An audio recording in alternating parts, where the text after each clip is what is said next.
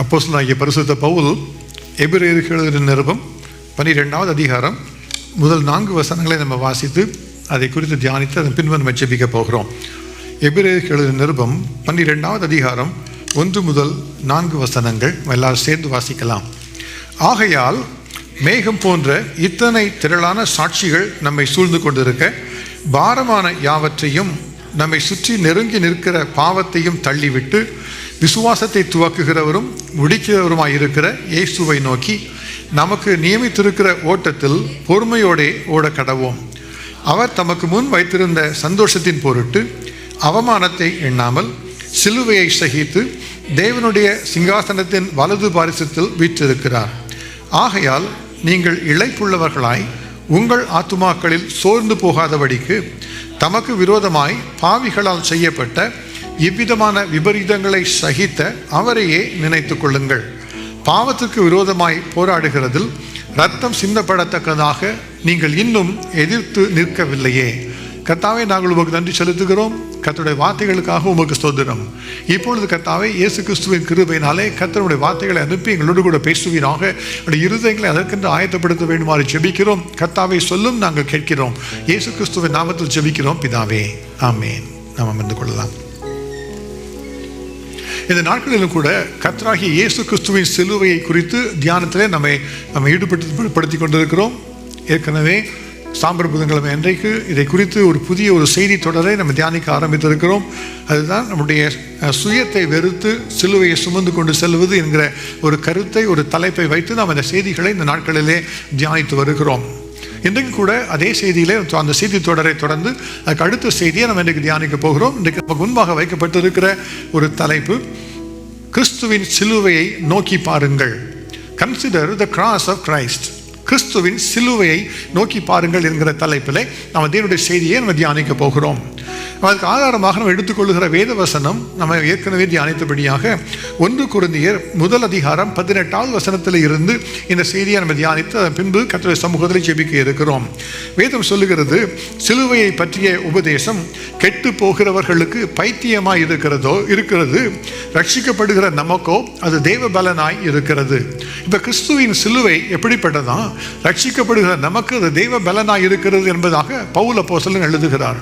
பவுலின் வாழ்க்கையை நீங்கள் யோசித்து பார்ப்பீர்கள் என்று சொன்னால், அவர் இப்படி ஒரு வார்த்தையை சொல்லுவதே ஒரு பெரிய ஒரு அற்புதம் என்று தான் நம்ம சொல்ல வேண்டும்.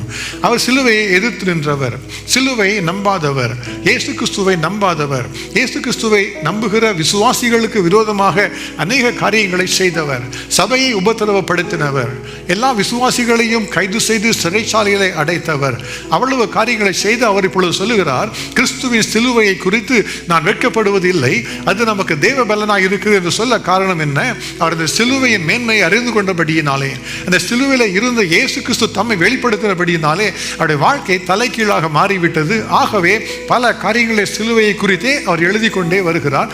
அவைகளை குறித்து தான் நம்ம தியானிக்க இருக்கிறோம். இன்றைக்கு நம்ம தியானிக்க இருக்கிற வசனத்துக்கு முன்பாக நம்ம கடந்த முறை தியானித்த செய்தியை நம்ம யோசித்து பார்க்க வேண்டும். கர்த்தர் சொன்ன வார்த்தை என்ன? இது சிலுவை குறித்த உபதேசம் நமக்கு தேவ பலனாக இருக்கிறது. இந்த சிலுவை எப்படி தேவ பலனாக மாற முடியும் என்று பார்க்கும் பொழுது அதை குறித்து 3 காரியங்களை கடந்த முறை நம்ம தியானித்தோம். கொலோசையர் 1 அதிகாரம் 19-20 சொல்லுகிறது, அவர் சிலுவையிலே சிந்தின இரத்தத்தினாலே சமாதானத்தை உண்டாக்கினார் என்பதாக வேதம் கற்றுத்தருகிறது. ஆக நம்மை தேவனோடு கூட இணைக்கிற பாலமாக இந்த கல்வாரி சிலுவை, கிறிஸ்து இயேசுவின் சிலுவை விளங்குகிறபடியினாலே அது நமக்கு தேவ பலனாக இருக்கிறது. நித்திய ஜீவனுக்கு நேராக வழி நடத்துகிற, சமாதானத்தை தருகிற இந்த சிலுவை தான் நமக்கு ஒரு தேவ பலன் என்று சொல்லி நம்ம தியானித்தோம். கலாத்தியர் 3:13 சொல்லுகிறது, மரத்திலே தூக்கப்பட்ட எவனும் சபிக்கப்பட்டவன் என்று எழுதி இருக்கிறபடி கிறிஸ்து நமக்காக சாபமாகி நியாயப்பிரமாணத்தின் சாபத்திற்கு நம்மை நீங்களாக்கி மீட்டுக் கொண்டார் என்று எழுதப்பட்டிருக்கிறது. அப்ப தேவாதி தேவன் கர்த்தராகிய இயேசு கிறிஸ்துவின் சிலுவையின் மூலமாக நம்முடைய வாழ்க்கையின் சாபங்களை உடைக்கிறவர், அதை ஆசீர்வாதமாக மாற பண்ணுகிறவர். ஆகவேதான் இது தேவ பலன் என்று சொல்லி நம்ம விசுவாசிக்கிறோம். மூன்றாவதாக கொலோசையர் 2 அதிகாரம் 14-15 வசனத்திலே வேதம் சொல்லுகிறது, நமக்கு எதிரடையாகவும் கட்டளைகளால் நமக்கு விரோதமாகவும் இருந்த கையெழுத்தை குலைத்து அதை நடுவில் இராதபடிக்கு எடுத்து சிலுவையின் மேல் ஆணி அடித்து துரைத்தனங்களையும் அதிகாரங்களையும் உரிந்து கொண்டு வெளியரங்கமான கோலமாக்கி அவைகளின் மேல் சிலுவையிலே வெற்றி சிறந்தார் என்பதாக எழுதப்பட்டிருக்கிறது. அப்ப பிசாசினால் வருகிற போராட்டங்கள், பிரச்சனைகளை மேற்கொள்வதற்கு இந்த கல்வாரி சிலுவை தான் நமக்கு ஒரு காரணம் என்பதற்காக அது தேவ பலன் என்று சொல்லுகிறோம். அப்போ நம்முடைய வாழ்க்கையில் தேவ சமாதானத்தை பெற்றுக்கொள்வதற்கு, கர்த்தரோடு சமாதானமாக இருப்பதற்கு, கர்த்தருடைய ஆசீர்வாதங்களை பெற்றுக்கொண்டு சாபங்களை முறிப்பதற்கு, பிசாசின் வல்லமைகளை மேற்கொள்வதற்கு இந்த கல்வாரி சிலுவை தான் நமக்கு ஒரு வழியாக கொடுக்கப்பட்டிருக்கிறபடினாலே அதை தேவ பலன் என்று சொல்லி நம்ம தியானித்தோம். இன்றைக்கு அதை தொடர்ந்து நம்ம தியானிக்க போகிற காரியம் என்ன? இது கிறிஸ்துவின் சிலுவையை நோக்கி பாருங்கள் என்கிற தலைப்பிலே நம்ம தியானிக்க இருக்கிறோம். ஒரு சிலுவை என்று சொன்னால் என்ன? அது ஒரு கொடூரமான ஒரு ஆயுதம். கொலை தண்டனைக்கு நியமிக்கப்பட்டவர்களை கொலை செய்வதற்காக பயன்படுத்தப்பட்ட ஒரு ஆயுதம் தான் அந்த சிலுவை. இயேசு கிறிஸ்துவ நாட்களுக்கு முன்பாகவே அந்த சிலுவை பழக்கத்திலே இருந்து வந்தது.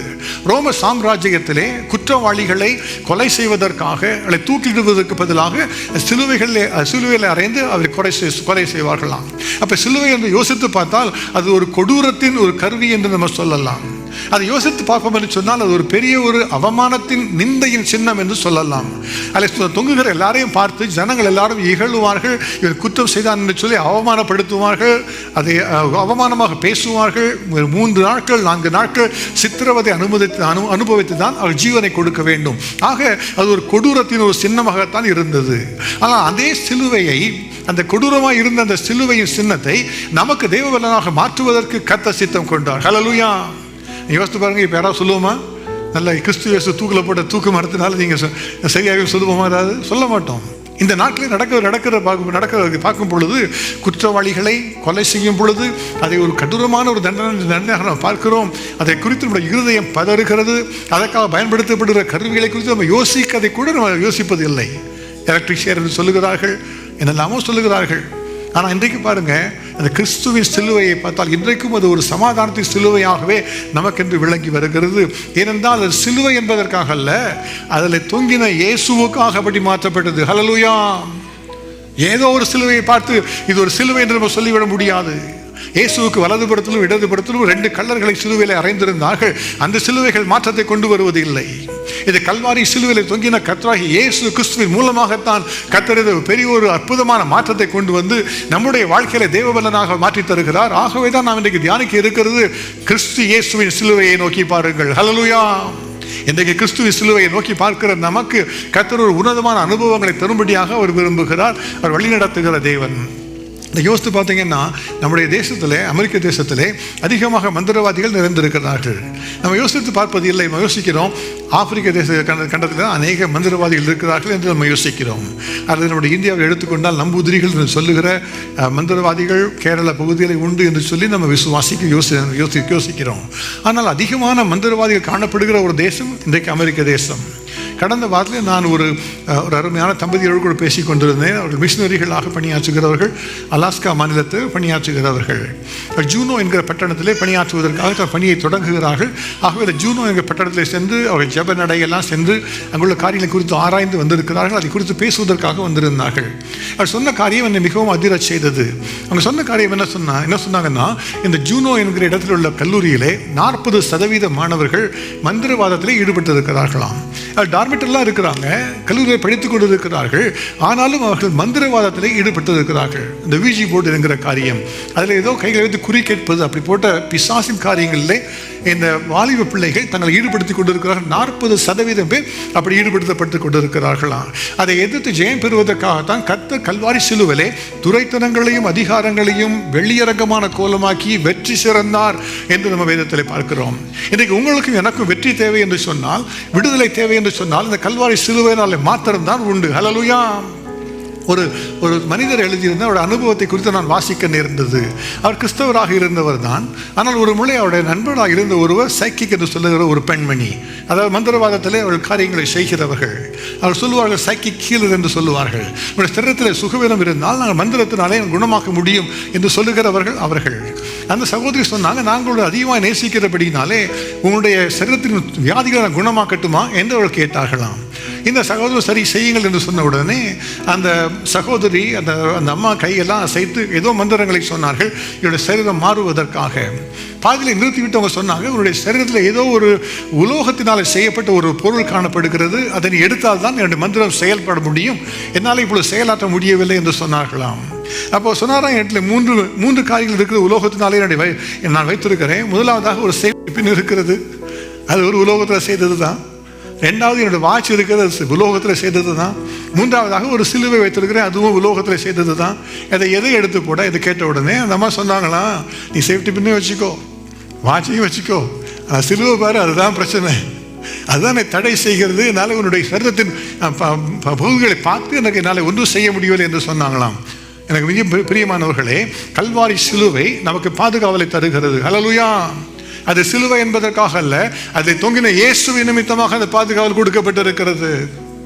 இன்றைக்கு அந்த சிலுவையை நோக்கி பார்க்கும் பொழுது, அந்த சிலுவையின் அடைக்கலத்துக்குள்ளாக நாம் வரும் பொழுது, கர்த்தர் நம்மை ஆசீர்வதித்து தம்முடைய சிலுவையின் ஆசீர்வாதங்களினால நம்ம நிரப்பி தான் நிச்சயமாக அனுப்புவார். ஆக இந்த சிலுவையை நம்ம கவனித்து பார்க்கும் பொழுது, அதை தொங்குகிற இயேசு கிறிஸ்துவை கவனித்து பார்க்கும் பொழுது, அதன் மூலமாக கற்றுக்கொள்ளுகிற, அந்த இயேசு கிறிஸ்துவ மூலமாக கற்றுக்கொள்ளுகிற, சாதாரணமாக அல்ல, கிறிஸ்துவை சிலுவையில் அறையப்பட்ட கிறிஸ்துவின் மூலமாக கற்றுக்கொள்ள போகிற 3 காரியங்களை நம்ம தியானித்து அதன் பின்பு நம்ம ஜெபிக்க போகிறோம். முதலாவதாக இந்த கல்வாரி சிலுவையை நோக்கி பார்க்கும் பொழுது, அதை தொங்குகிற இயேசு கிறிஸ்துவை நோக்கி பார்க்கும் பொழுது நம்ம என்ன அறிந்து கொள்ளலாம்? வேதம் சொல்லுகிறது, பிலிப்பியருக்கு எழுதின நிருபம் 2வது அதிகாரம் 8வது வசனத்திலே, அவர், அதாவது இயேசு கிறிஸ்து மனுஷ ரூபமாய் காணப்பட்டு மரண பரியந்தம், அதாவது சிலுவையின் மரண பரியந்தம் கீழ்ப்படிந்தவராகி தம்மை தாமே தாழ்த்தினார் என்பதாக வேதம் கற்றுத்தருகிறது. பிலிப்பியர் 2வது அதிகாரம் 8வது வசனத்திலே. அப்போ முதலாவதாக இந்த கல்வாரி சிலுவை நாம் பார்க்கும் பொழுது நாம் அறிந்து கொள்ளுகிறது என்ன? அதுதான் இயேசு கிறிஸ்துவின் மனத்தாழ்மை அல்லது தாழ்மை. இன்னைக்கு நம்முடைய வாழ்க்கையில் நாம் பார்த்துக் கொள்கிறோம், இந்த உலகம் பல காரியம் நமக்கு கற்றுத்தருகிறது. நமக்காக நாம் பேச வேண்டும், நமக்காக காரியங்களை எடுத்து சொல்ல வேண்டும், போல்டாக தைரியமாய் பேச வேண்டும், மற்றவர்கள் முன்பாக பயப்படாமல் பேச வேண்டும். இதெல்லாம் பல காரியங்களை இந்த உலகம் நமக்கு கற்றுத்தருகிறது. அப்போதான் இங்கே ஜெயத்தை பெற்றுக்கொள்ள முடியும் என்பதாக. ஆனால் வேதம் அப்படி கற்றுத்தரவில்லை. வேதம் நமக்காக இருக்கிற ஒரு தேவ பலன் ஒன்று உண்டு, அது கல்வாரி சிலுவை என்று கற்றுத்தருகிறது. அந்த சிலுவையிலே இயேசு கிறிஸ்துவின் தாழ்மையை தான் நாம் முதலாவதாக கற்றுக்கொள்ள முடியும். அப்போ இயேசு என்ன செய்தாராம்? அவர் சிலுவையின் மரண பரியந்தம் கீழ்ப்படிந்தவராகி தம்மை தாமே தாழ்த்தினார். அவர் கிறிஸ்துவுக்கு, தேவனுக்கு சமமாக இருந்தாலும் கூட அவர் கல்வாரி சிலுவையிலே மரண பரியந்தம் தன்னை தாழ்த்தினார் என்று வேதம் கற்றுத் தருகிறது. அந்த தாழ்மையை தான் முதலாவதாக நம்ம பார்க்க முடியும். இயேசு கிறிஸ்து கல்வாரி சிலுவைக்கு போவதற்கு முன்பாக அந்த கெத்செமனே தோட்டத்தில் ஜெபித்துக் கொண்டிருக்கிறார். சீஷர்கள் கூட இருக்கிறார்கள். அப்போ அவரை காட்டிக் கொடுக்கிற யூதாஸ் காரியத்து வருகிறான். கூட பலர் பிரதான ஆசாரிய சேவகர்கள்லாம் வருகிறார்கள் இயேசுவை பிடித்துக் கொள்ளும்படியாக. அவர் வந்தவுடனே அவர்களிலே இயேசு கிறிஸ்து சீஷனாக இருந்த பேதுரு தன்னுடைய பட்டயத்தை எடுத்து அந்த பிரதான ஆசாரியனுடைய காதை வெட்டினான் என்று நாம் பார்க்கிறோம். அப்போ இயேசு சொன்ன காரியம் என்ன? உன்னுடைய பட்டயத்தை உரையிலே போடு என்று சொல்லிவிட்டு இயேசு ஒரு காரியத்தை சொல்லுகிறார். நான் இப்பொழுது பிதாவை வேண்டிக் கொண்டால் 12 லேகியோனுக்கும் அதிகமான தூதர்களை அவர் எனக்கு அனுப்ப மாட்டார் என்று நீ நினைக்கிறாயா என்று இயேசு கேட்கிறார். மத்தேயு 26:53வது வசனத்திலே. அப்போ இயேசு சொல்லுகிறது என்ன? அவர் ஒரு வார்த்தை சொல்லி ஜெபித்தால் பொழுதும் பிதாவாகிய தேவன் 12 லேகியோனாகிய தூதர்களை அனுப்பி விடுவாராம். ஆனாலும் கூட பாருங்க, இயேசு அப்படியா ஜெபிக்காதபடி அவர் கல்வாரி மரணத்துக்கு தன்னை அர்ப்பணித்துக் கொண்டார். அதுதான் மனத்தாழ்மை. ஹல்லேலூயா. அதுக்கு தாழ்மை என்று சொன்னால் ஏதோ சாதாரணமாக எண்ணிக்கொண்டு போய் விடுகிறோம். நம்ம சொல்லுகிறோம், நான் பேசுகிற தாழ்மையாகத்தான் பேசுகிறேன், ஆகவே நான் தாழ்மை உள்ளவன், தாழ்மை உள்ளவள் என்று எண்ணிக்கொள்ளுகிறோம். சில சமயங்களில் சொல்லுகிறோம், நான் அணிந்திருக்கிற உடைகள் எளிதான உடைகள், மிகவும் நான் லக்ஸுரியஸான ஒன்று ட்ரெஸ் போடுறதில்லை, அதுதான் தாழ்மை என்று நம்ம நினைத்துக் கொள்ளுகிறோம். ஆனால் வேதம் அதை குறித்து தாழ்மை என்று சொல்லப்படவில்லை. இயேசு சொல்லுகிறது என்ன? நான் சாந்தமும் மன தாழ்மையுமாக இருக்கிறேன். சாந்த குணம் உள்ளத்திலிருந்து வர வேண்டும், உள்ளத்தின் ஆழத்தில் இருந்து சாந்த குணம் வர வேண்டும். அதைத்தான் கல்வாரி சிலுவையில் நாம் பார்க்க முடியும். இயேசு கிறிஸ்து கல்வாரியிலே தொங்கின பொழுது அவர் மனத்தாழ்மை உள்ளவராக இருந்தார். அப்படியால் அந்த மனத்தாழ்மை என்று சொன்னால் என்ன? நாம் சரியாக நீதியாக கோபிப்பதற்கு, ஏதோ ஒரு விரோதமாய் காரியத்தை செய்வதற்குரிய உரிமையை விட்டு கொடுப்பது தான் தாழ்மை. ஹல்லேலூயா. நன்றாக புரிந்து கொள்ள வேண்டும். நமக்கு ஒரு உரிமை இருக்கிறது. நமக்கு யாரோ அநீதி செய்து விட்டார்கள் சொன்னால் அவள் மேலே கோபப்படுவதற்கு, அவள் விரோதமான காரியங்களை செய்வதற்கு, எதிர்த்து பேசுவதற்கு, கோபமாய் சொல்லுவதற்கு எல்லாற்றுக்கும் அதிகாரம் உண்டு, உரிமை உண்டு. அந்த உரிமை விட்டு கொடுப்பது தான் மனத்தாழ்மை. உங்களுடைய வாழ்க்கையை யோசித்து பாருங்க. யாராவது ஒரு வார்த்தை சொல்லிட்டா போதும், எவ்வளவு தூரம் அதற்காக நம்ம பேசுகிறோம், பல காரியங்களை சொல்லி எதிர்த்து சொல்லுகிறோம், கோபப்படுகிறோம், சத்தத்தை உயர்த்துகிறோம். ஆனால் இயேசு அப்படி செய்தாரா? அவர் பாடுபடும் பொழுது வையாமலும் பதில் செய்யாமலும் இருந்தாராம். அதுதான் இயேசுவின் மனத்தாழ்மை. அவர் பாவமே இல்லாதவர், நிரபராதி. பிலாத்து சொல்லுகிறார், இந்த நிராபராதியை நான் எப்படியான கொலை செய்வது என்று சொல்லி அவர் கேட்கிறார். இந்த மனிதனிடத்தில் ஒரு குற்றத்தை நான் காணவில்லை என்று அவர் சொல்லுகிறார். அப்படிப்பட்ட பாவம் இல்லாத ஒரு நிரபராதியை கொலை செய்கிறார்கள். ஆனால் அவரோ ஒரு வார்த்தை கூட வாயை திறந்து சொல்லவில்லை. அதுதான் மனத்தாழ்மை. இந்த கல்வாரி சிலுவை அவன் பார்க்கும் பொழுது நம்ம யோசித்து பார்க்கணும், அந்த மனத்தாழ்மை எனக்கு இருக்கிறதா? நீ சில வாழ்க்கையில் பார்த்தீங்கன்னா போதும், கொஞ்சம் ஒரு பொறுப்பு கொடுத்துட்டா போதும், கொஞ்சம் அவங்களுக்கு ஒரு அதிகாரம் வந்துட்டா போதும், அவங்க வாழ்க்கையிலே பெரிய கர்வம் பிடித்தவர்களாக மாறி விடுவாங்க. அது வரைக்கும் தாழ்மையாக தான் இருப்பாங்க. கொஞ்சம் ஒரு அதிகாரம் வந்துட்டா போதும், ஒரு வேலையிலையோ அல்லது கொடுக்கப்பட்ட வேலை இடத்துல ஒரு அதிகாரம் வந்துட்டா அவங்க பேசுகிற விதம் வித்தியாசமாக இருக்கும். கர்வத்தோடு பேசுவார்கள், அகங்காரத்தோடு பேசுவார்கள். யாருக்கும் எனக்கு நான் கீழ்ப்பட்டவன் அல்ல என்று எல்லாரும் எண்ணும்படியாக மேன்மையாக அவர் பேசுவார்கள். ஆனால் இயேசு அப்படி பேசவில்லை. வேதம் சொல்லுகிறது, பிலிப்பியர் 2வது அதிகாரம் 6 முதல் 8 வசனங்களிலே, அவர் தேவனுடைய ரூபமாயிருந்தும் தேவனுக்கு சமமாக இருப்பதை கொள்ளையாடின பொருளாக எண்ணாமல் தம்மை தாமே வெறுமையாக்கி அடிமையின் ரூபம் எடுத்து மனுஷர் சாயலானார். அவர் மனுஷ ரூபமாய் காணப்பட்டு மரண பரியந்தம், அதாவது சிலுவையின் மரண பரியந்தமும் கீழ்ப்படிந்தவராகி தம்மை தாமே தாழ்த்தினார். அதுதான் இயேசுவின் மனத்தாழ்மை. அவர் தேவாதி தேவன், தேவனுக்கு சமமாக இருந்தவர். ஆனால் அவர் கொள்ளையாடின பொருளாக எண்ணி அவர் மேன்மை பாராட்டவில்லை, பெருமை பாராட்டவில்லை. அவர் தாழ்மையோடு கூட அவர் கீழ்ப்படிந்து தன்னை அர்ப்பணித்துக் கொண்டார். அந்த மனத்தாழ்மை நமக்கு உண்டாம், அந்த மனத்தாழ்மை நமக்கு உண்டாம். இயேசு சொல்லும் பொழுது சீஷர்களோடு கூட பேசினார். சொன்ன காரியம் இதுதான். புறஜாதிகள் ராஜாக்கள் அவர்களை எப்படி ஆளுகிறார்களாம்? இருமாப்பாய் ஆளுகிறார்கள். புறஜாதிகள் ராஜாக்கள் அவர்களை இருமாப்பாய் ஆளுகிறார்கள். உங்களுக்குள்ளே அப்படி இருக்கலாகாது. உங்களில் எவன் முதன்மையாக இருக்க விரும்புகிறானோ அவன் எல்லாருக்கும் கடைசியானவனும் அவன் ஊழியக்காரனுமாக இருக்க கடவன். அதுதான் இயேசு கற்றுக் கொடுத்த காரியம். நீங்கள் பெரிய ஆளாக இருக்கலாம், நீங்கள் தான் ராஜாவாக இருக்கலாம், நீங்கள் தான் கேப்டனாக இருக்கலாம், நீங்கள் தான் பெரிய அதிகாரியாக இருக்கலாம். ஆனால் பாருங்கள், கிறிஸ்துவமாக வரும் பொழுது என்ன செய்யணுமா? நீங்கள் தாழ்த்தி ஒரு மற்றவர்களுக்கு ஊழியக்காரனாக மாற வேண்டும் என்று தான் இயேசு கற்றுக் கொடுத்தார். அதை அவரை செய்தும் கூட காண்பித்தார். அவர் கல்வாரி சிலுவைக்கு போவதற்கு முன்பாக மேலறையில் உட்கார்ந்து எல்லாம் கடைசி ராபோஜனம் செய்து கொண்டிருந்தார்கள். ராபோஜனம் செய்து முடித்த பின்பு அவர் தாம் உடுத்தியிருந்த வஸ்திரத்தை எடுத்து வைத்துவிட்டு ஒரு துணியினாலே தன்னை சுற்றி கொண்டு சீஷர்களுடைய கால்களை துடைக்கவும் கழுவவும் தொடங்கினாராம். எல்லா சீஷர்களும் பார்க்குறாங்க. பேதுரு கேட்குறாரு, நீர் இதை செய்யக்கூடாது என்று கேட்ட உடனே இயேசு சொல்லுகிறார், நான் இதை செய்யாவிட்டால் என்னிடத்தில் ஒரு பங்கு இல்லை என்று சொன்ன பின்பு பேதுரு அனுமதிக்கிறார். அப்போ எல்லாரோட காலையும் கழுவி விட்டு அது பின்பு இயேசு அவளோடு கூட அமர்ந்து ஒரு காரியத்தை கற்றுக் கொடுக்கிறார். அவர் சொன்ன காரியம் இதுதான், நீங்கள் என்னை ஆண்டவரே என்று சொல்லுகிறீர்கள், ரபி என்று என்னை அழைக்கிறீர்கள், போதகரே என்று என்னை அழைக்கிறீர்கள், அதெல்லாம் சரிதான். நான் ஆண்டவரும் நான் ரபியும் போதகருமாக இருக்கிறவர் தான். ஆனால் ஒரு ஆண்டவரும் ஒரு போதகருமாக இருக்கிற நானே உங்களுடைய கால்களை கழுவினால் நீங்களும் ஒருவருக்கொருவர் அப்படி மனத்தாழ்மையாய் ஊழியம் செய்ய வேண்டும் என்று கற்றுக் கொடுத்தார். எனக்கு தேவனுடைய சமூகத்தில் இருக்கிற நாம அதற்காக நம்ம அர்ப்பணித்துக் கொள்ளணும். அப்படிப்பட்ட மனத்தாழ்மை எனக்கு தாருங்க என்று கற்றுக் கொடுக்க என்று அர்ப்பணித்துக் கொள்ள வேண்டும். அதுதான் இயேசு விரும்புகிற காரியம், அதுதான் இயேசு அழைக்கிற காரியம். ஒருவன் உங்களை விருந்துக்கு அழைத்திருந்தால் உனக்கு விருப்பமான நேரம் நீ போகணும். ஆனால் என்ன செய்யணும்?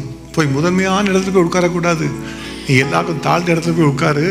அப்போ உன்னை அழைத்தவன் சொல்லுவோம் எல்லாருக்கும் முன்பாக, இது தயவாக நல்ல இடத்துக்கு ஏறி வாரும் என்று சொல்லும் பொழுது எல்லாருக்கும் முன்பாக உனக்கு கனம் உண்டாகும். ஆனால் நீ ஒரு உயர்ந்த இடத்துல போய் உட்கார்ந்து கொண்டால் உன்னை அழைத்தவன் சொல்லுவான், சகோதரனை இவருக்கு இடம் கொடு, இது தாழ்ந்த இடத்துக்கு வாங்க சொல்லும் பொழுது எல்லாருக்கும் முன்பாக உனக்கு வெட்கம் தான் உண்டாகும் என்று இயேசு கற்றுக் கொடுத்தார். நம்ம நம்முடைய வாழ்க்கையை யோசித்து பார்க்க, எவ்வளவு முறைகளிலே நம்முடைய இடத்துக்காக போராடுகிறோம், அதற்காக சண்டையிடுகிறோம், எப்படி முதலாவது இருக்க வேண்டும் என்று சொல்லி யோசிக்கிறோம். தேவனுடைய சமூகத்தில் அவரை நம்ம தேடும் பொழுது அந்த தாழ்மையோடு அர்ப்பணிக்கும் போது தான் நம்முடைய வாழ்க்கையை கற்று மாற்ற முடியும். நம்முடைய பேச்சு, நம்முடைய வார்த்தைகள் எல்லாம் உள்ளத்தின் நிறைவில் இருக்கிற ஒரு மனத்தாழ்மையினாலே வருவதாக இருக்க வேண்டும். ஏதோ மற்றவர்களுக்கு காண்பிப்பதற்காக பேசப்படுகிற வாயின் வார்த்தைகள் அல்ல, இருதயத்தின் ஆழத்தில் இருந்து வருகிற வார்த்தைகள்லாம் இருக்க வேண்டும். நம்மளோட வாழ்க்கையில் பார்த்தீங்கன்னா இயேசுக்கு அவ்வளோ தூரம் நிரபதியாக இருந்தால் அவரை கொலை செய்தாங்க, அவர் ஒன்றுமே செய்யவில்லை. ஏசாயா அவரை குறித்து சொல்லுகிறார். அதை குறித்து சொல்லும் பொழுது அவர் அமைதியாக இருந்தார், வாயத்திற்குள் இருந்தால் சொல்லப்பட்டிருக்கிறது. அவ்வளவாக தாழ்மையோடு இருந்தவர். ஆனால் நமக்கு நம்முடைய வாழ்க்கையில் பார்த்தீங்கன்னா ஏதாவது ஒரு காரியம் வந்துச்சுன்னா எவ்வளோ கஷ்டம், கோவப்படுறோம். இயேசு சொல்லுகிற காரியம், நான் சாந்தமும் மனத்தாழ்மையாகவே இருக்கிறேன், இடத்துல கற்றுக் கொடுக்குன்னு சொல்லி. ஆனால் நம்ம வாழ்க்கையில் சிலவும் பயங்கரமாக கோவப்படுறோம். யோனாவுடைய வாழ்க்கையை யோசித்து பாருங்கள். யோனா தன்னுடைய வாழ்க்கையில் கர்த்தர் அனுப்ப யோனாவை பார்த்து, போப்பா நினைவு பட்டத்தில் போய் நான் சொல்லுகிற வார்த்தையை அதற்கு விரோதமாக பிரசங்கி என்று அனுப்பினார்.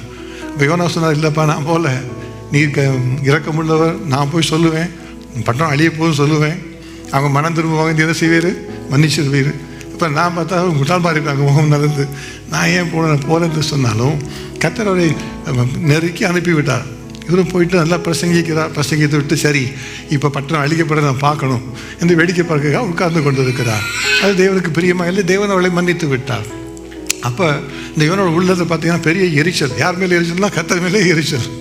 அப்போ வந்து கர்த்தர் கேட்குற கேள்வி பாருங்க. யோனாவின் புஸ்தகம் 4வது அதிகாரம் 4வது வசனத்திலே கர்த்தர் யோனாவை பார்த்து கேட்கிறார், யோனாவே நீ எரிச்சலாக இருக்கிறது நல்லதோ என்றோ கேட்கிறார். யோனா ஒன்றும் பதில் சொல்லலை, சொன்னதாக அந்த பொருள் எழுதலை. அதன் பின்பு கர்த்தர் அவனுக்காக ஒரு நல்ல ஒரு ஆமணக்கு செடியை கட்டை எடுக்கிறார். நன்றாக வளர்ந்து அது நன்றாக நிழல் தருகிறது. யோனாவுக்கு பெரிய சந்தோஷம். இந்த ஆமணக்கு செடியை பார்த்துட்டு அது அமர்ந்திருக்கிறார். அடுத்த நாள் கர்த்தர் ஒரு சின்ன பூச்சியை அனுப்புகிறார். அந்த பூச்சி எல்லாவற்றையும் அரித்து போய்விட்டது. அந்த ஆமணக்கு செடி அது பட்டு போய் செத்து போய்விட்டது. இப்போ யோனாவுக்கு இன்னும் அதிகமான எரிச்சல் அந்த உஷ்ணத்தில் தகிக்கிறதுனால. அப்போ கர்த்தர் கேட்கிறார், யோனாவே இந்த ஆமணக்கு செடி நிமித்தம் நீ எரிச்சலாக இருக்கிறது நல்லதோ என்று 9வது வசனத்தை கர்த்தர் கேட்கிறார். அதுக்கு பதில் சொல்றார் யோனா, எப்படி இருக்கலாம், நான் மரண பரியந்தம் எரிச்சலாக இருக்கிறது நல்லது தான். எத்தனை பேர் சொல்லியிருக்கிறீங்க, நான் மறிக்கிற வரைக்கும் கோபத்தோடு தான் இருப்பேன், மன்னிக்கவே மாட்டேன். யாருக்கு பிரச்சனை? Who is at the lost? You are at the lost. கர்த்தர் போயிட்டே இருப்பார். நீ வரைக்கும் எரிச்சலோட இரு, உட்கார்ந்து சந்தோஷமே படாத வாழ்க்கையில். நான் யோசித்து பார்க்கணும். அந்த தாழ்மையாக இருந்து அந்த எரிச்சலை விட்டு கொடுத்து the right to react அதை விட்டு கொடுத்தீங்க வச்சுங்க, வாழ்க்கையில் உங்களுக்கு பெரிய ஒரு ஆசீர்வாதத்தை பெற்றுக்கொள்ளுவீங்க. அதை தான் கல்வாரியிலே நம்ம கற்றுக்கொள்ளுகிறது. வேதம் சொல்லுகிறது, இயேசு கிறிஸ்து தம்மை கீழ்ப்படித்ததுனாலே தேவாதி தேவன் என்ன செய்தான், எல்லா நாமத்துக்கும் மேலான நாமத்தை அவருக்கு கொடுத்தார். ஹல்லேலூயா. இப்போ வானோர் பூதலத்தோர் பூமியின் கீழானோர் யாருடைய முள்ளங்காலம் முடங்கும்படியான பெரிய நாமத்தை அவருக்கு தந்துள்ளி அவரை மகிமைப்படுத்துகிற தேவாதி தேவன் எதற்காக அப்படி செய்தார்? அவர் தம்மை தாழ்த்தி ஒப்பு கொடுத்தபடியினாலே. அதுதான் நம்ம கற்றுக்கொள்ளுகிறோம். அந்த கல்வாரி சிலுவையை பார்த்த பொழுது, கிறிஸ்துவ சிலுவை பார்த்த பொழுது எப்படி இயேசுவை போல தாழ்மையாக இருக்க வேண்டும் என்பதை நம்ம கற்றுக்கொள்ளுகிறோம். ரெண்டாவதாக இந்த கிறிஸ்துவ சிலுவையை பார்க்கும் பொழுது நம்ம கற்றுக்கொள்ளுகிற காரியம் என்ன? எபிரேயருக்கு எழுதின நிருபம் 12வது அதிகாரம் 2-3 வசனங்களிலே ஒரு காரியத்தை நம்ம வாசிக்கிறோம். எபிரேயர் 12வது அதிகாரம் 2 மற்றும் 3 வசனங்கள். அவர் தமக்கு முன் வைத்திருந்த சந்தோஷத்தின் பொருட்டு அவமானத்தை எண்ணாமல் சிலுவையை சகித்து தேவனுடைய சிங்காசனத்தின் வலது பாரிசத்தில் வீற்றிருக்கிறார். ஆகையால் நீங்கள் இளைப்புள்ளவர்களாய் உங்கள் ஆத்துமாக்களில் சோர்ந்து போகாதபடிக்கு தமக்கு விரோதமாய் பாவிகளால் செய்யப்பட்ட இவ்விதமான விபரீதங்களை சகித்த அவரையே நினைத்துக் கொள்ளுங்கள். அப்போ இந்த கல்வாரி சிலுவையை பார்க்கும் பொழுது நமக்கு கொடுக்கப்படுகிறது ஒரு உற்சாகம், ஒரு ஊக்கத்தை கர்த்தர் நம்முடைய ஆவியிலே தருகிறார். நம்முடைய ஆவியிலே உற்சாகத்தை அவர் தருகிறார், சோர்வை மாற்றி போடுகிறார். அதுதான் தேவனுடைய கிருபை நமக்கு வெளிப்படுத்துகிற காரியம். இன்னைக்கு அனைவருடைய வாழ்க்கையில் பார்த்தீங்கன்னா மனசோர்வு, டிப்ரெஷன், டிஸ்கரேஜ்மெண்ட் அதில் போய்கொண்டிருக்கிறவங்க அநேகராக இருக்கிறாங்க. அவருடைய வாழ்க்கையில் அந்த டிப்ரெஷன் மாறுவதற்கு, மனசோர்வு மாறி உற்சாகத்தை பெற்றுக்கொள்வதற்கு இந்த கல்வாரி சிலுவை தான் ஒரு பாடமாக நமக்கு விளங்கி வருகிறது. இயேசுவை பார்க்கும் பொழுது வேதம் என்ன சொல்லுகிறது? இப்படிப்பட்ட விபரீதங்களை சகித்த அவரையே நீங்கள் நினைத்துக் கொள்ளுங்கள். நீங்கள் இணைந்து போகாதீங்க. அவர் எவ்வளவு விபரீதங்களை சகித்தார், நீங்கள் அவரையே நினைத்துக் கொள்ளுங்கள். அப்போ பார்த்தீங்கன்னா நம்முடைய வாழ்க்கையில் பிரச்சனைகளாக போய் கொண்டிருக்கிறோம். இப்போ யோசித்து பார்க்கணும், இயேசுவை போல பிரச்சனையில் இருக்கிறேனா என்று நம்ம யோசித்து பார்க்க வேண்டும். ஏதோ வேலையில் யாரோ ஒருத்தர் ஒரு வார்த்தை சொல்லிட்டா போதும், நம்ம பார்த்தா நம்ம சிலுவையிலே அடைஞ்சிட்ட மாதிரி அப்புறம் பல நாட்களுக்கு சாப்பிட மாட்டோம், எல்லாம் பண்ண மாட்டோம், பேசிகிட்டே இருப்போம், ஒரு டிப்ரெஷனில் போயிடுவோம். இன்னைக்கு பாருங்க, கல்வாரி சிலுவையை பார்த்தா வேதம் நமக்கு சொல்லுகிற காரியம் என்ன? இவ்விதமான பாவிகளால் செய்யப்பட்ட விபரீதங்களை சகித்த அவரையே நீங்கள் நோக்கி பாருங்கள். நீங்கள் இளைப்படைந்து போகாதிருங்கள், உற்சாகமாக இருங்கள் என்பதற்காக கர்த்தருடைய கல்வாரி சிலுவை நமக்கு உற்சாகத்தை தருகிறது. அதைத்தான் நம்ம பெற்றுக்கொள்கிறோம். வேதம் சொல்லுகிறது, ஏசாயா 53:7 அவர் நெருக்கப்பட்டும் ஒடுக்கப்பட்டும் இருந்தார், ஆனாலும் தம்முடைய வாயை அவர் திறக்கவில்லை. அடிக்கப்படும்படி கொண்டு போகப்படுகிற ஒரு ஆட்டுக்குட்டியை போலவும், தன்னை மயிர் கத்தரிக்கிறதுக்கு முன்பாக சத்தமிடாதிருக்கிற ஆட்டை போலவும் அவர் தம்முடைய வாயை திறவாதிருந்தார். அவரை பார்த்தீங்கன்னா அவருடைய மேல் விழுந்தது உலகத்தின் முழு உலகத்தின் பாவமும் அவர் மேலே வைக்கப்பட்டது. அவர் நிரபராதியாக இருந்தவர். ஆனாலும் பாருங்க, அவர் வாயை திறக்காமலே அந்த விபரீதங்களை எல்லாத்தையும் சகித்து கொண்டாராம். 2 கொரிந்தியர் 5:21 சொல்லுகிறது, தேவனோ பாவம் அறியாத அவரை நமக்காக பாவமாக்கினார் என்பதாக வேதம் கற்றுத் தருகிறது. 1 பேதுரு 2:23 சொல்லுகிறது, அவர் வையப்படும் பொழுது பதில் வையாமலும் பாடுபடும் பொழுது பயமுறுத்தாமலும் நியாயமாய் தீர்ப்பு செய்கிறவருக்கு தம்மை ஒப்புவித்தார் என்று சொல்லப்பட்டிருக்கிறது. அப்போ நம்முடைய வாழ்க்கையில ஒரு பிரச்சனைகள் வருகிறது, உபத்திரவங்கள் வருகிறது என்றால் எப்படி நம்ம பொறுமையாய் சகிக்கிறோமா, அல்லது சகிக்காமல் வாழ்க்கையில கோபத்தை, வெறுப்பை வெளிப்படுத்துகிறோமா என்று நம்மையே நம்ம ஆராய்ந்து பார்க்க வேண்டும். இந்த நாட்களில் 40 நாட்களும் அதைத்தான் நம்ம கேட்டு பெற்றுக் கொண்டிருக்கோம். தேவனுடைய சமூகத்தில் நம்மை ஆராய்ந்து பார்த்து மாற்றிக்கொள்வதற்கு, தேவனை போல மாற்றிக்கொள்வது, அவரை போல நம்ம வளருவதற்காக நம்ம அர்ப்பணித்துக் கொள்ளுகிறோம். அப்போ இதற்கு நம்ம கர்த்தர் சொன்ன கேட்கணும், கர்த்தாவே நான் எப்படி இருக்கிறேன், என்னுடைய வாழ்க்கையிலே உம்முடைய சிலுவையை நான் பார்த்து உற்சாகம் அடைய எனக்கு கிருபை தாரும் என்று சொல்லி நம்ம ஜெபிக்கும் பொழுது அவர் உதவி செய்கிறவர். 1 பேதுரு 2வது அதிகாரம் 19-20 வசனங்களிலே பேதுரு இதை குறித்து சொல்லுகிறார். ஏனெனில் தேவன் மேலில் பற்றுதலாய் இருக்கிற மனசாட்சியின் நிமித்தம் ஒருவன் நியாயமாய் பாடுபட்டு உபத்திரவங்களை பொறுமையாய் சகித்தால் அதுவே பிரீதியாய் இருக்கும். நீங்கள் குற்றம் செய்து அடிக்கப்படும் பொழுது பொறுமையோட சகித்தால் அதனால என்ன கீர்த்தி உண்டு? நீங்கள் நன்மை செய்து பாடுபடும் போது பொறுமையோட சகித்தால் அதுவே தேவனுக்கு முன்பாக பிரீதியாய் இருக்கும். அப்புறம் வாழ்க்கையிலே பல சமயங்களில் ஏதோ ஒரு சின்ன பிரச்சனை நம்ம செய்த பாடலாம் தப்பெல்லாம் வந்திருக்கும். ஆனாலும் பாருங்க, நம்ம வாழ்க்கையை அதை அனுமதிக்க மாட்டோம். நம்ம தான் எல்லாம் தெரிஞ்ச மாதிரி பேசி கொண்டு இருப்போம்.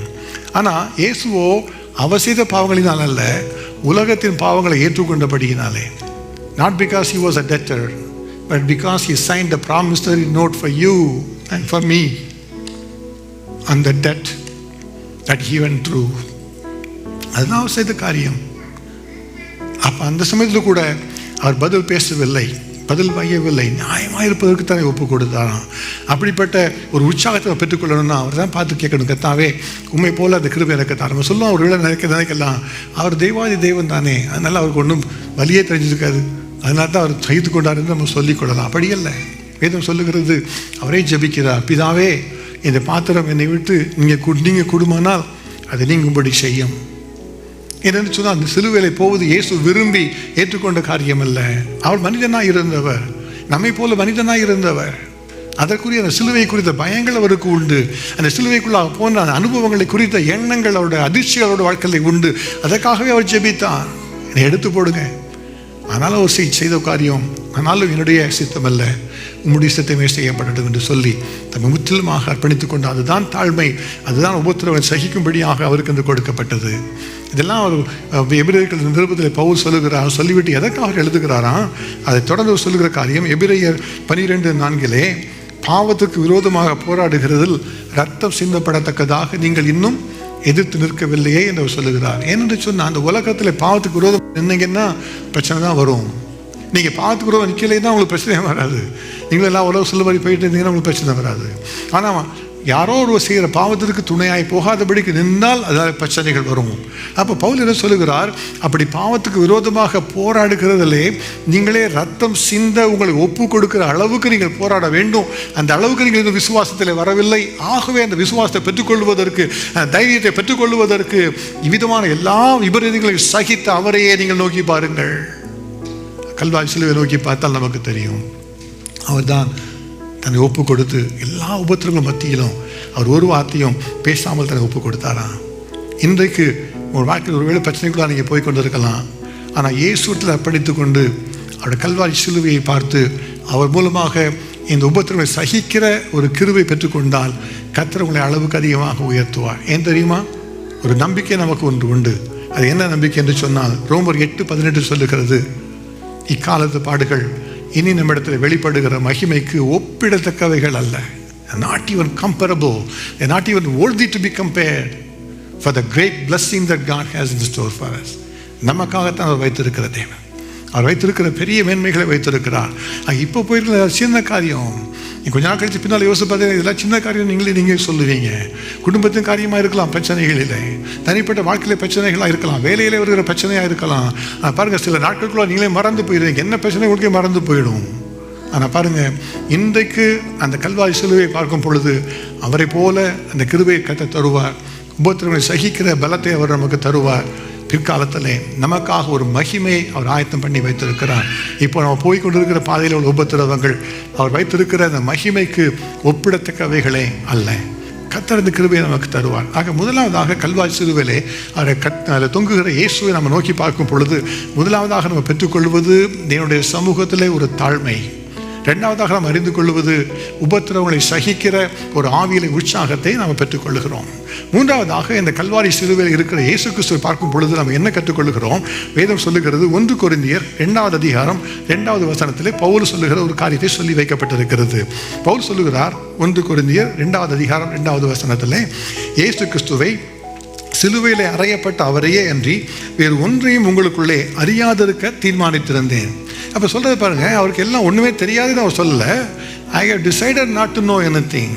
நான் எதையும் அறியாதிருக்க வேண்டும் என்று நான் தீர்மானித்துக் கொண்டேன். நான் பெரிய காலையில் கற்றுக்கொண்டவன் தான், கமாலியரின் பாதத்தில் அமர்ந்தவன் தான்.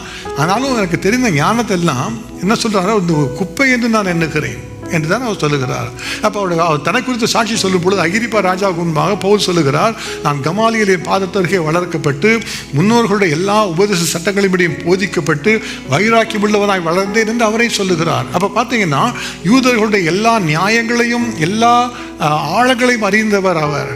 ஆகவேதான் அதில் உள்ள அந்த சில மறைக்கப்பட்ட சத்தியத்தை அறிந்து கொள்ளாதபடியாக சிலுவைக்கு விரோதமாக போராடினவர். ஆனால் அவர் கல்விமான் என்று அறிந்து கொள்ளப்பட்டவர். இப்போ கமாலியர் பக்கத்தில் உட்கார்ந்தீங்கன்னா பாருங்க, இந்த காலத்தில் I am an Oxford graduate சொன்னால் அந்த மாதிரி ஈக்குவலண்ட், அல்லது ஸ்டான்ஃபோர்ட் கிராஜுவேட் சொன்னால் அவளை இடத்துல படிச்சு வந்திருக்கேன்ப்பா, ஞானம் உள்ளவன் சொல்ல மாதிரி. ஆனால் பாருங்க, அவர் சொல்கிறார், அதெல்லாம் நான் எல்லாத்தையும் குப்பையாக எண்ணுகிறேன், நஷ்டமாக எண்ணுகிறேன், குப்பை என்று விட்டு விடுகிறேன் என்று அவர் சொல்லுகிறார். அதை மத்தியில் அவர் விரும்புகிற காரியம் என்னவா, இந்த கல்வாரி சிலுவையை இயேசுவை மாத்திரம் நான் அறிந்திருக்கும்படியாக நான் பிரயாசப்படுகிறேன். உங்களோடு பேச வந்திருக்கிறேன் கொரிந்து சபையே. அவங்களோடு பேசும் பொழுது இந்த உலகத்தின் ஞானத்தோடு பேச நான் வரவில்லை. எனக்கு தெரிந்த ஞானத்தை நான் சொல்வதற்காக நான் வரவில்லை. ஆனால் எல்லா ஞானத்தையும் சம்பூர்ணமாக கொடுக்கிற இந்த கல்வாரி சிலுவையை மாத்திரம் நான் கற்றுக் கொடுக்க விரும்புகிறேன். ஹல்லேலூயா. ஏன்னு சொன்னால் இந்த கல்வாரி சிலுவை இந்த உலகத்தை ஞானத்தின்படியாக செயலாற்றுகிற சிலுவை அல்ல. இந்த உலகம் சொல்லலாம், நீங்கள் இதை செய்யணும், அதை செய்யணும், அதை செய்யணும், எல்லாம் செய்தால் உங்களுக்கு ப்ரமோஷன் கிடைக்கும் என்று உலகம் சொல்லலாம். ஆனால் தேவாதி தேவன் நமக்கென்று ஒரு ரட்சிப்பை தரும் பொழுது நமக்காக நீதி நியாயங்களை சொல்லுகிறவர் அல்ல. இந்த சிலுவையை நோக்கிப்பா நீ பிழைத்துக் கொள்ளுவாய் என்று அவர் சொல்லுகிறார். அதுதான் அவர் கொடுக்கிற ஒரு ஆச்சரியமான ஒரு வெளிப்பாடு. இந்த கல்வாரி சிலுவையை பார்க்கும் பொழுது அந்த ஞானத்தை, அந்த வெளிப்பாட்டை நம்ம பெற்றுக்கொள்ளுகிறோம். அதுதான் இயேசு கிறிஸ்து கொடுக்கிற ஒரு வெளிப்பாடு. அதை குறித்து உலகத்தின் மக்களுடைய கண்கள் மறைக்கப்பட்டபடினாலே அவளது பைத்தியமாக எண்ணுகிறார்களாம். 1 கொரிந்தியர் 1:23 பவுல் சொல்லுகிறார், நாங்களோ சிலுவையிலே அறையப்பட்ட கிறிஸ்துவை பிரசங்கிக்கிறோம். அவர் யூதருக்கு இடரலாயும் கிறிஸ்துவுக்கு பைத்தியம், கிரேக்கருக்கு பைத்தியமாயும் இருக்கிறார். அப்போ உலகம் அவரை பார்த்து அவர் பைத்தியம் தான் சொல்ல முடியும். இன்ஃபேக்ட் தாயும் சகோதரமே சொன்னாங்க, அவன் மதி மயங்கி இருக்கிறான் என்று சொன்னாங்களா அவரை பார்த்து. சொல்லுங்க, ஏதோ பேசுகிறான் என்று சொன்னார்கள். அப்போ இந்த உலகத்தின் ஞானம் கிறிஸ்துவின் சிலுவையை குறித்து ஒன்றும் அறிந்து கொள்ளுகிறது இல்லை. ஆனால் அவர் சொல்லுகிறார், நாங்களோ அந்த இயேசுவை தான் அந்த கிறிஸ்துவை தான் பிரசங்கிக்கிறோம் என்று அவர் சொல்லுகிறார். 1 கொரிந்தியர் 1:19-20 போல் சொல்லுகிறார், நான் ஞானிகளுடைய ஞானத்தை அழித்து புத்திசாலிகளுடைய புத்தியை அவமாக்குவேன் என்று எழுதியிருக்கிறது. ஞானி எங்கே? வேதபாரகன் எங்கே? இப்பிரபஞ்ச தர்க்க சாஸ்திரி எங்கே? இவ்வுலகத்தின் ஞானத்தை தேவன் பைத்தியமாக்கவில்லையோ? பார்த்தீங்கன்னா தேவன் உலகத்தின் ஞானத்தை எல்லாம் பைத்தியமாக்கிவிட்டு கல்வாரி சிலுவையின் மூலமாக ஒரு அற்புதமான வழிக்கு நமக்கு ஞானத்தை தருகிறார். அதுதான் நம்ம பெற்றுக்கொள்கிற ஒரு பெரிய ஒரு ஞானம். இந்த ஞானம் ஒரு பரத்திலிருந்து வருகிற ஞானம், உலகத்தின் ஞானம் அல்ல. 1 கொரிந்தியர் 1:25 சொல்லுகிறது, தேவனுடைய பைத்தியம் என்னப்படுவது மனுஷனுடைய ஞானத்திலும் அதிக ஞானமாக இருக்கிறது. தேவனுடைய பலவீனம் என்னப்படுவது மனுஷனுடைய பலத்திலும் அதிக பலம் உள்ளதாக இருக்கிறது. It is a message of the gospel of Christ. அந்த சுவிசேஷம் சொல்லும் பொழுது உலகத்தெல்லாம் சொல்லுவாங்க, இது என்னப்பா ரொம்ப சிம்பிளா சொல்றீங்கன்னு சொல்லுவாங்க. எனக்கு தெரிந்த ஒரு நல்ல ஒரு நண்பர் ஒருவர் உண்டு. அவர் பேர் ஜவஹர். என்னோட கூட கல்லூரியில் படித்தவர். அவங்க அப்பா ஒரு நல்ல ஒரு வைராக்கியமான ஒரு இந்து விசுவாசத்திலே வளர்ந்தவர்.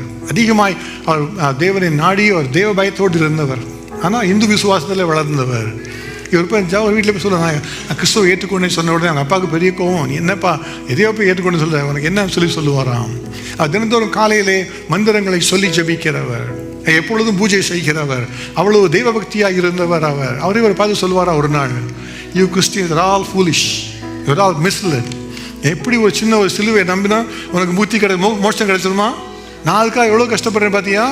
தினந்தோறும் நான் பூஜை செய்கிறேன், தினந்தோறும் நான் நோன்பு இருக்கிறேன், விரதம் செய்கிறேன், எல்லாம் செய்கிறேன். அப்படித்தான் அந்த முக்திக்கு போக முடியும், மோட்சத்துக்கு போக முடியும். நீங்கள்லாம் கிறிஸ்தவர்களாம் மடத்தனமாக பேசுகிறீர்கள் என்று சொல்லுவாராம். ஜவஹர்னு சொல்லுவாருங்கிட்ட சொல்லிங்க அப்பா அப்படியே சொல்லுவார். நான் சொல்லுவேன், இல்லை பைபிளில் போட்டிருக்குது, நான் விசுவாசத்தால் போதும் என்று சொல்லி. அல்லேலூயா. உங்களுக்கும் நீங்கள் பார்க்க எவ்வளோ பெரிய ஒரு ஞானத்தை கற்று தந்திருக்கிறார். அதில் கல்வாரி சிலுவையை பார்க்கும் பொழுது நமக்கு அந்த ஞானத்தின் விளக்கத்தை அவர் தருகிறார். நமக்கு அந்த விசுவாசத்தின் மூலமாக வெற்றியை பெற்றுக்கொள்ளுகிற கிருபையை அவர் தான் நமக்கு தருகிறவர். எல்லாரும் நம்ம தேவனை தேடி ஓடிக்கொண்டிருக்கிறோம். இயேசு சொல்லுகிறார், நானே வழியும் சத்தியமும் ஜீவனுமாய் இருக்கிறேன், என்னால் அன்றி ஒருவனும் பிதாவிடத்திற்கு வருவதில்லை. கல்வாரி சிலுவையிலே தொங்குகிற அவர் மூலமாக தான் நம்ம தேவனோடு கூட வர முடியும். இந்த இந்த வல்லமையின் காரியம் ஏதோ ஒரு செய்கையினாலே நம்ம செய்கிற முயற்சியினாலே வருகிறது இல்லை, தேவன் கொடுக்கிற ஒரு விசுவாசத்தினாலே தான் வருகிறது. அதை குறித்து பார்க்கும் பொழுது இந்த ரகசியத்தை குறித்து இயேசுவை சில காரியங்களை பேசுகிறார். பழைய பாட்டிலே சிலுவை குறித்து சொல்லப்பட்டிருக்கிறது தான்.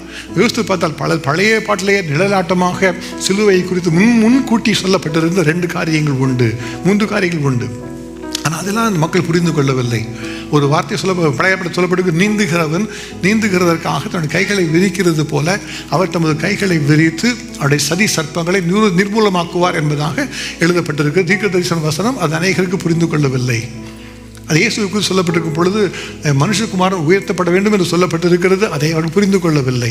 இயேசுவை அதை குறித்து கற்றுத் தருகிறார். நிக்கோதேமு என்கிற ஒரு மனிதன் இருந்தான்.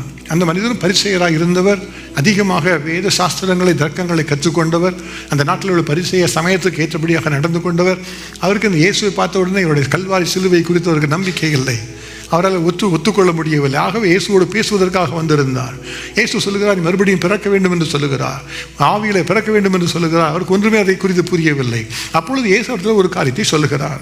யோவான் எழுதின சுவிசேஷம் 3வது அதிகாரம் 14-15 வசனங்கள்.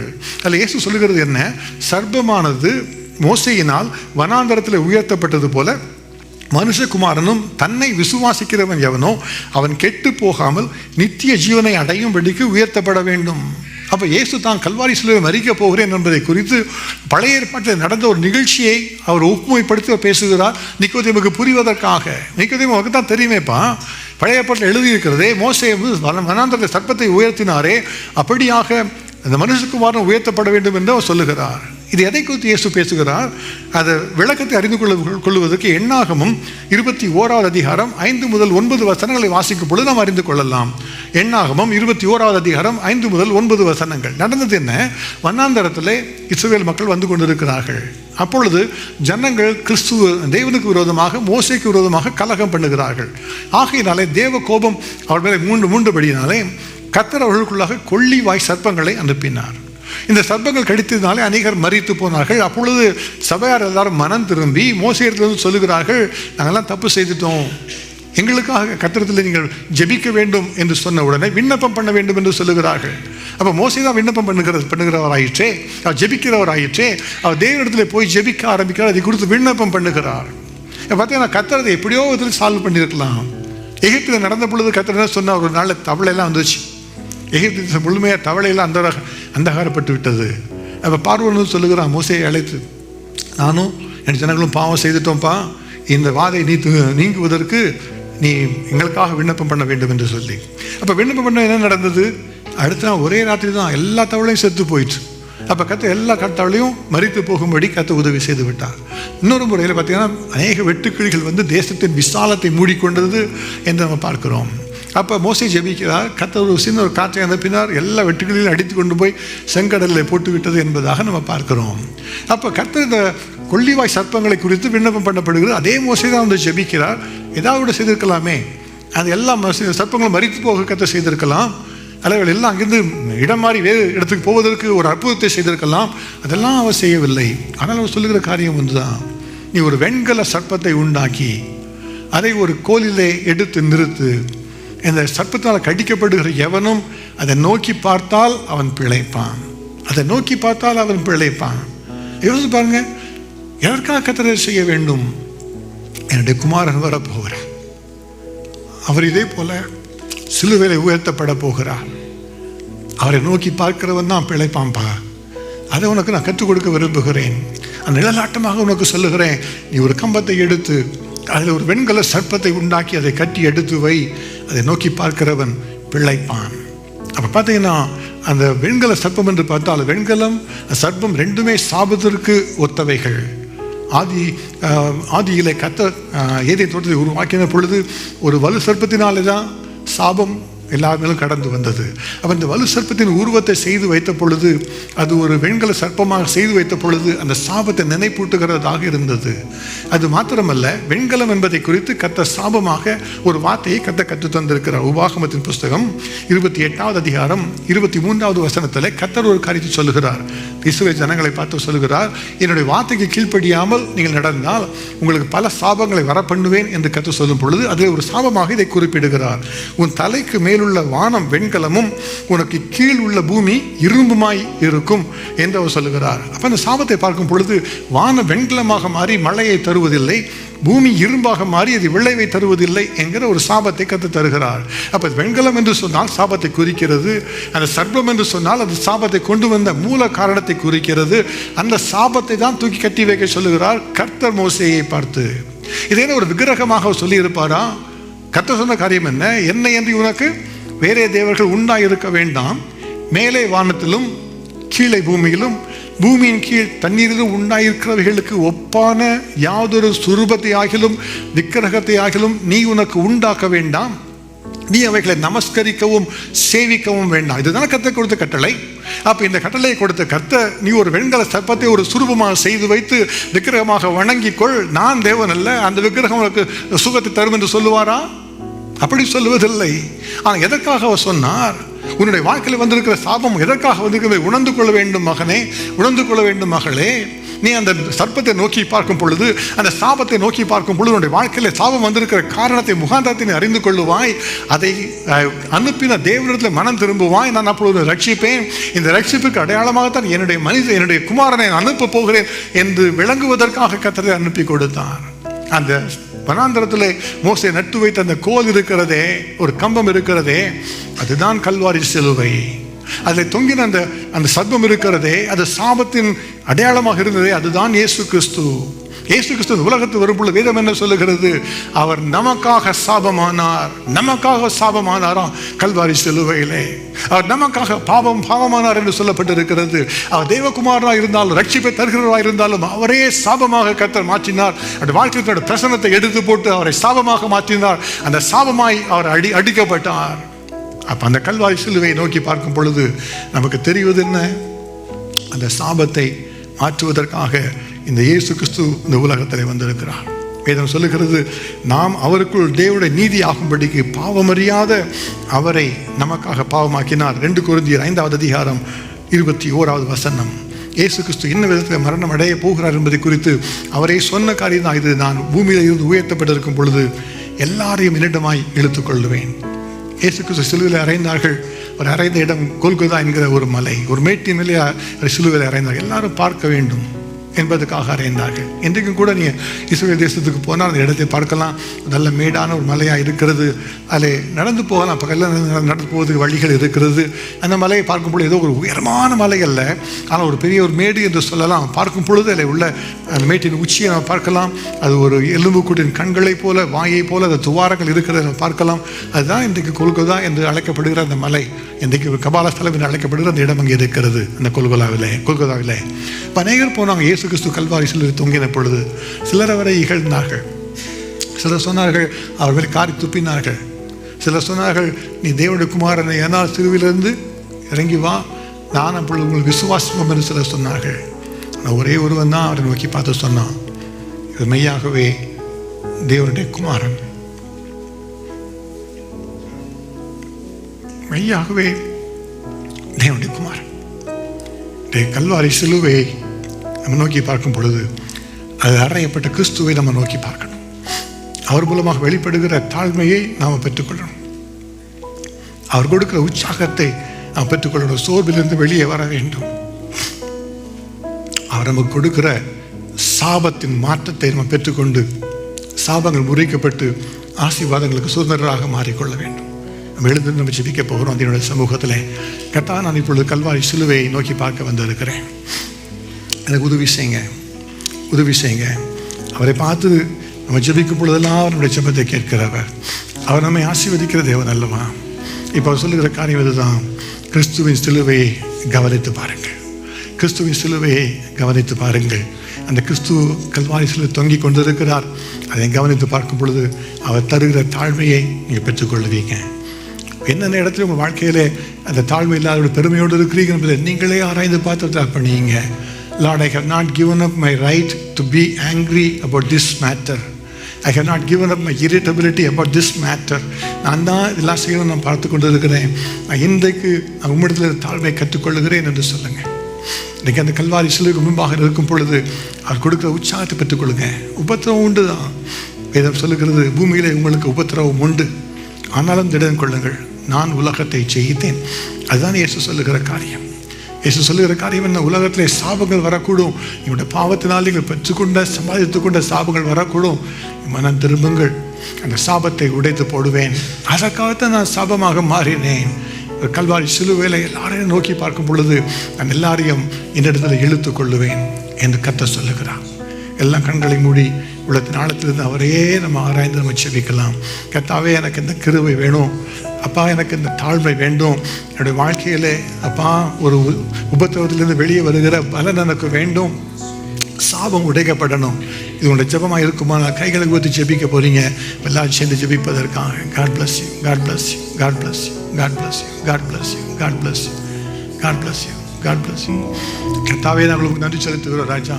எங்களுக்காக கர்த்தாவே அடிக்கப்பட்டீரே, உமக்கு ஸ்தோத்திரம். இந்த கல்வாரி சிலுவையிலே கர்த்தர் வைத்திருக்கிற ஆசீர்வாதங்களுக்காக நன்றி ராஜா. இப்பொழுது கர்த்தாவே, இயேசுவை போல உள்ள தாழ்மையின் வாழ்க்கைக்கு எங்களை அர்ப்பணித்துக் கொள்ளுகிறோம். இயேசுவை போல உபத்திரவங்களை சகித்து ஜெயம் பெறுவதற்கு எங்களை அர்ப்பணித்துக் கொள்ளுகிறோம். உங்களுடைய கிருபைக்காக மன்றாடுகிறோம் ராஜா. இப்பொழுது கர்த்தாவே, எங்களுடைய வாழ்க்கையின் சாபங்கள் மாறும்படியாக எல்லாவற்றையும் அர்ப்பணித்து ஜெபிக்கிறோம் ராஜா. எங்களுடைய வாழ்க்கையின் எந்தெந்த பகுதிகளிலே என்ன காரியங்களில் அந்த சாபங்கள் செயலாற்றுகிறதோ இப்பொழுது எல்லாத்தையும் நிராகரித்து ஜெபிக்கிறோம் ராஜா. என்னுடைய வாழ்க்கையில் சத்துருக்கு இடம் இல்லை என்று சொல்லி இயேசு கிறிஸ்துவின் நாமத்தில் அறிக்கையிடுகிறோம். பிசாசின் வல்லமைகள் உடைக்கப்படுவதாக, கர்த்தாவே தேவனுடைய வல்லமை வெளிப்படுவதாக.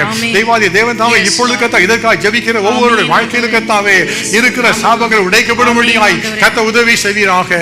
ஒருவன் என்னிடத்தில் அன்பு கூர்ந்தால் நான் அவனுக்கு இரக்கம் செய்து 1000 தலைமுறை வயசு மட்டும் இரக்கம் செய்வேன் என்று சொன்னீரே. கர்த்தர் இரக்கத்தை காண்பித்து கர்த்தாவே எல்லா சாபங்களும் உடைக்கப்படும்படி உதவி செய்வீராக ராஜா. என்னென்ன இடங்களில் கர்த்தாவே அப்பா சாத்தானுக்கு தொடர்புள்ள காரியங்கள் எங்களுடைய வாழ்க்கையில் இருக்கிறதோ, எந்தெந்த இடங்களில் விக்கிரக ஆராதனையாக ஏதோ ஒரு காரியத்தை வைத்திருக்கிறோமோ, எந்தெந்த இடத்துல கர்த்தாவே கோபத்தினாலோ எங்களுடைய தனிப்பட்ட வாழ்க்கையின் பாவத்தினாலோ பிசாசுக்கு இடம் கொடுத்திருக்கிறோமோ இப்பொழுது எல்லாம் விலக்கி அழிக்கப்படுவதற்காக அர்ப்பணித்துக் கொள்ளுகிறோம். கர்த்தர் பரிசுத்தப்படுத்துவீராக. பரிசுத்தத்தோடு கர்த்தர் வருகிற ஒரு சாபத்தின் முறிவை கர்த்தர் எதுவீராக. ஆசீர்வாதத்தை கர்த்தர் தருவீராக ராஜா. தேவாதி தேவன் அப்படி செய்கிறதுக்காக உமக்கு நன்றி செலுத்துகிறோம் தகப்பனே.